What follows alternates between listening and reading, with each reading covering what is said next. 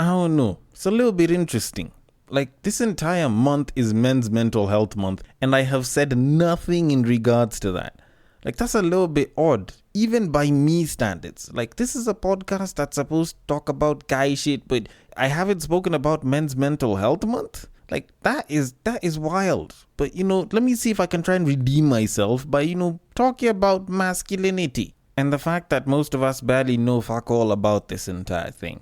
And that includes myself. Like, I can't say that I know for certain what masculinity is, but yeah, I am talking about it because it is something that I figured I might as well talk about. And there's probably someone who's like, oh my goodness, you're finally diving into it. Oh, do you think that you can be the voice for it? No, I'm just giving my thoughts on it. This is just me, just trying to keep things in a particularly chilled way, but giving us something to think about for a little bit. But why am I manners? I should have started with some version of an intro. Welcome to the Breakdown Podcast, where I talk about love, sex, and relationships from a guy's perspective, as well as a bunch of other guy shit. The man on the mic is Sir Denver B. This is a much shortened, less edity version of the podcast that I usually like to do whenever I'm on break, so that I can kind of just deload, talk about one topic, not think too much into so many things, and give myself a chance to rest. It's usually supposed to be like 12 to maybe 15 minutes long, but we'll see if I can exceed or not hit that mark when I talk about this. Now, while I was on Reddit about a month ago, I stumbled across a post on masculinity, and it definitely piqued my interest. Now, it's mostly because, the title was just masculinity, but when I got into the meat of the entire post, it did actually reveal some pretty interesting things. Now, first of all, I know that it was written by a woman because the way that this person describes, like men and masculinity and how women fit into all of it sounds like it's coming from a woman. But all in all, it's most likely expected to have come from a woman. Now, the post is a bit long, but I'm going to read it either way. So it says, and I quote, masculinity. So much about how masculinity is modeled to men is dependent on how much control they can exert over women. More deeply, though, not only in African society. This is why many relationship posts over here are men complaining or showing hate towards women they cannot or didn't manage to control or get access to one way or another. Many men define their masculinity based on how much they can control or own a woman. They center so much of their personality around women. Even their stories of finding new aspects of themselves, women or a woman, will be mentioned. I believe you can be in touch with masculinity without centering the control over a woman or women on it. This doesn't mean complaints about bad experiences with women are null. It's just the constant complaining and showing hate towards women in this sub is very abnormal. Whenever I hear some men speaking about women when they think they're alone is very shocking. Some can choose you because it will give them status among friends or society at large, but still despise you. They can like the status, power, or pride you give them without seeing you as a person. The status can come because of beauty or accomplishments, or whether you can look like the quote-unquote good wife, etc. What I mean is a woman fulfills a function to them. Immediately you start having needs and they realize you're an actual person who is not exactly that role, they start seeing you as an evil witch, and they can find a way to make you the bad guy. I'm not saying bad women don't exist. I'm saying masculinity is modeled the wrong way at present. Sometimes I can't help but think most men hate women based on the behavior, where they come together to hate on women, sometimes based on one woman not doing as they desire. I don't know if men like each other more though, but they care more about how other men think of them and how they will be placed on the social hierarchy. End quote. Okay, that is quite a bit of writing and quite a bit of supposed understanding of masculinity. The only thing is, I can see quite a number of things that are off here. Now, I will at least start by trying to talk about the things that are true. So one of those things is the whole social hierarchy thing and men caring more about how other men think of them and how they will be placed on the social hierarchy. It is something that a lot of guys do.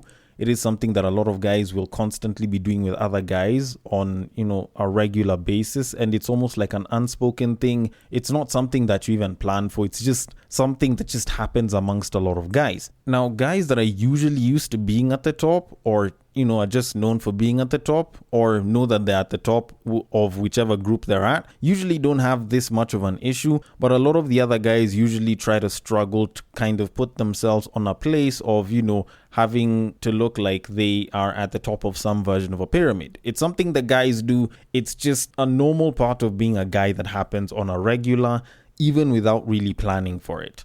Then the other thing is men mentioning women whenever they're talking about stuff in their lives, more so, like a new aspect of their life that they've achieved or something that they've managed to do or, haven't done or something that they're losing out on.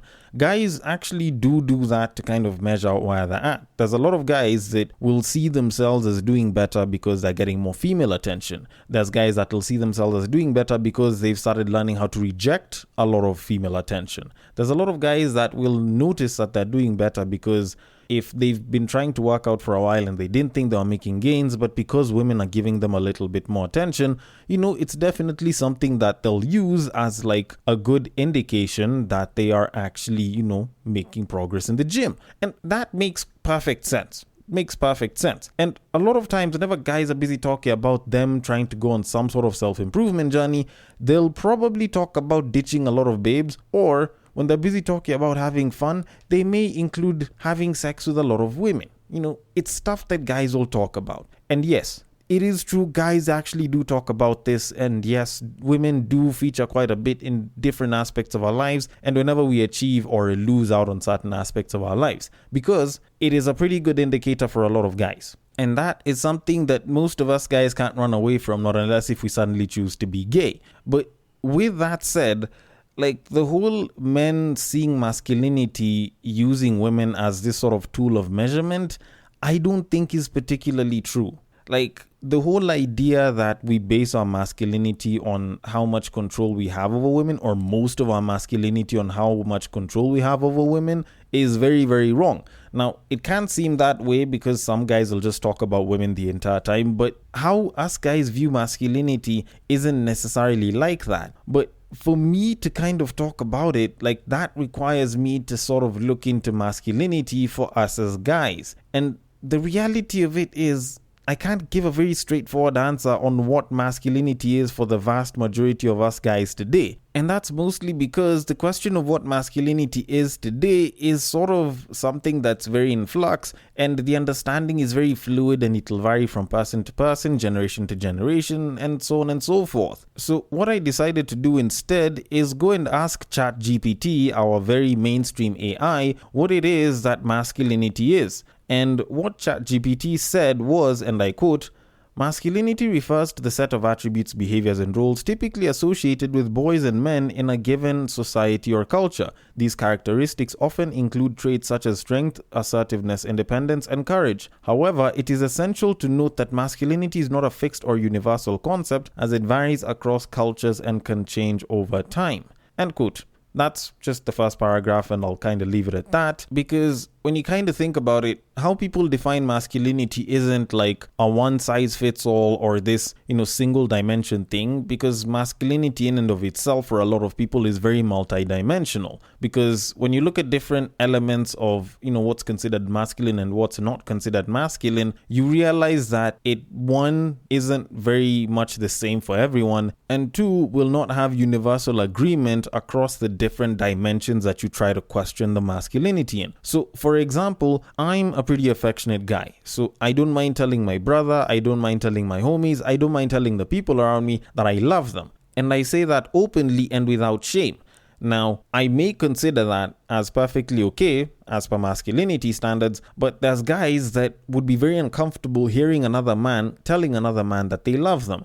They would classify that as very effeminate because showing emotions is considered a more feminine thing. Or they might consider me gay, or the actions that I'm having, which is being affectionate with my homies, as quote unquote gay. Now, personally, it doesn't really bother me because I know me showing affection for my homies doesn't mean that I automatically want to shag them. But for some other guys, they may feel like that is a little too effeminate, or my showing affection might imply that I might be interested in them in a beyond the normal platonic sense. And it's understandable, considering some of the backgrounds that some of us have come from, because some people have never even had their father telling them that they love them, or any other man telling them that they love them. So it's totally understandable. And you might think that situations like these and beliefs like these are very nuanced and very specific, but they go well beyond just the whole showing affection. Like, for example, if you look at masculinity in a village and masculinity in the city, it's going to be looked at very differently. A masculine man in the village is most probably going to be a man who probably has a wife and some kids, is known to be a hard worker of good stature, tends to be a bit rough and rugged, so it's not like he pays too much attention to his looks. But if you come to the city and you look at the more city version of a masculine man, he's probably a man who does pay some attention to his looks, so he might look a bit rugged, but it's a very controlled kind of rugged.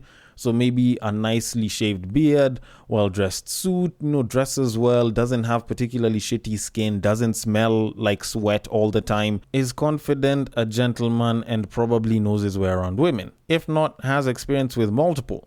Now, both of those definitions are particularly different, and the guy in the city might look at the guy in the village and be like, this guy is rugged, and I'm not shitting on his masculinity, but maybe he needs to step up his game and probably improve his fragrance, maybe dress a little bit better, shit like that. And the guy from the village will look at the guy from the city and be like, you pay too much attention to your looks. So does that mean that one masculinity is better than the other? Then also, men today question their masculinity in the bedroom as well. Their capability to perform when they're with the opposite sex is something that they use to gauge their masculinity and how well they rank in the social hierarchy. So, for example, if there's this guy who's been dating this babe for a pretty long while and they've been having issues and they break up, and Shorty goes and starts talking about how this guy has a small dick, he doesn't satisfy her, he may feel like less of a man, especially if this babe says, I just started doing it with this guy and he's so great and he makes me feel like a woman again. So this guy that's claimed to have the smaller dick may feel like he is less of a man because he does not have a big package, which isn't his fault, it's just a case of genetics not being entirely in his favor. Although that one you can probably argue it out and say, it's his physicality and it's something that he can't control. Not unless if you're talking about going to get, like either a dick implant or like fat transfer to your dick and shit to increase girth. But then now you take it outside and you go to a place like a bar and there's masculinity that is being debated upon based off of the kind of drinks that you take. So, for example, there was this time when I went to a restaurant with some cousins of mine and we saw this guy and this chick. They were seated. It seemed like they were having a date or they were just chilling together, and the guy had a strawberry daiquiri. Now, strawberry daiquiri is a pink drink in a glass that looks very quote-unquote effeminate. And my cousins, because they're both girls, were saying that that guy is probably not straight. And this was because of his drink, not because of anything else. It's just that he had a pink drink in that martini glass and, he was considered not straight because that's what he wanted to take and that's what he wanted to enjoy. You can take this even to the whole point of, let's say, for example, if a guy's a lightweight and he prefers to take a cider over going to get a white cup because probably he thinks that the white cup, which is a beer, probably tastes like his idea of spit. So does that make him less masculine that he wants a cider as opposed to a beer? Because at the end of the day, those are products. It's not like they're supposed to speak on someone's internal setup as a person. So when it comes to that point now, you kind of have to start asking what exactly is masculinity, because a lot of people seem to be gatekeeping it, yet for the most part, it's not like people have a very concrete idea on what masculinity is. Although, don't get me wrong, it's not like we are perfectly okay saying that guys should wear dresses and have a bunch of makeup and wear heels. Even though men actually did wear kilts in Europe back in the day, of which kilts are skirts, and men actually used to wear heels. But today, that's not something that we do. So at the end of it, what exactly is masculinity? And personally, I think it is very dependent on the person. And, your idea of masculinity is something that you should probably define for yourself. So, for example, my idea of what masculinity is based off of confidence, courage, strength, and a constant sense of self-improvement. Now, that is my idea of it. And I think it encapsulates masculinity as of right now at its best. But it doesn't necessarily mean that this will be someone else's idea of masculinity or it should be everyone else's idea of masculinity. You get to pick your bits of it that you want, you get to pick bits that you'd like to add, and you get to pick bits that you'd like to remove. At the end of it, it's entirely up to you. Which brings me to my conclusion in all of this. Honestly, if you're a guy, you get to decide what masculinity is to you. Society may have its ideas, but at the end of it, you have to start by choosing what masculinity is to you and then society should probably follow closely behind.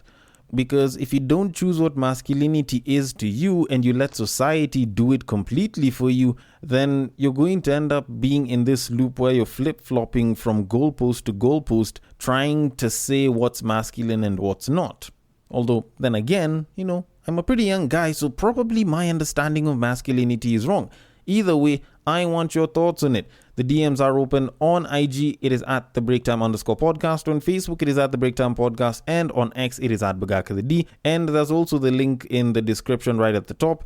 Thank you so much for listening all the way till the end. And I will catch you guys on the next break.